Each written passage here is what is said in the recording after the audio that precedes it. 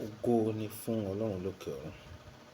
Mo tún wí lẹ́ẹ̀kan sí wípé ògo ni fún Ọlọ́run lókè ọ̀run. Àìkú tó ń gbénu ìmọ́lẹ̀ àgbéga torí pé ìyìn Ọlọ́run. Gbọ́ ọ̀rọ̀ Olúwa, ìwọ ẹ̀dá tó ń gbọ́ mi lọ́wọ́lọ́wọ́. Ọ̀gànjọ́ òru la wà yìí. Gbogbo ibikíbi tá a ti lè rán oníṣẹ́ ibi wá láti búlọ́ọ̀kù àti láti dá ògo rẹ dúró. Lórúkọ Jésù, iná ọ̀run kó bẹ ibẹ̀ wò. Wá gbọ́, oníbọ̀dé ayé rẹ tá a rán sí ọ, bó ti wù kó súnmọ́ ọ tó, bó ti wù kó fẹ́ràn rẹ̀ tó lóun ò ní gbà àfi tó ń bá dojú ògo rẹ bolẹ̀.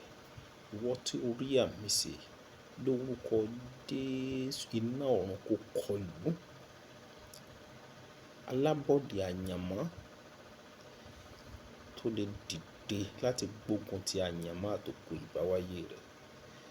Bí Olúwa ti wà tẹ́mi rẹ̀ wà lọ́gànjọ́ òru òní, iná ẹ̀mí mímọ́ ó yá kó kọlù. Wá gbọ́, ẹni tó fẹ́ràn yẹn tó ń pa ògo rẹ̀ run. Ọwọ́ Ọlọ́run kó pín yín níyà. Lórúkọ Jésù, mo tún wí lẹ́ẹ̀kan sí i. Ìkà tó fẹ́ràn yẹn tó sì ń jẹ ògo rẹ̀, tó ń pa ògo rẹ̀ run, tó ń dí ògo ẹ lọ́wọ́ tí ó fẹ́ kí ìràwọ̀ rẹ̀ ó tàn. Lórúkọ Jésù, ọwọ́ tó pín òkun níyà ó yá kó pín yín níyà. Lábẹ́ bó ti wù kó rí. Ẹni tó gbà mọ́ra, tó ń bọ́, tó fẹ́ gé ọwọ́ tó ń pèsè fún. Mo gbàdúrà, ẹni tó jura rẹ̀ sínú ogun, tó rí ọ ní aláàánú, tóun sì fẹ́ paná ògo rẹ̀. Ẹni tá a gbé sí ayé rẹ̀ lọ́wọ́ tó fi rẹ̀ sínú ogun, tó ní nígbà tó bá ti ṣàánú nígbà náà lọ́nà rẹ̀ ó dàrú. Mo gbàdúrà bí Olúwa ti wà tẹ́mi rẹ̀ wà láàyè, ọwọ́ tó na Hẹ́rọ́dù ó yá kó nà bolẹ̀. Kì í ṣe nípa ipá tàbí nípa agbára.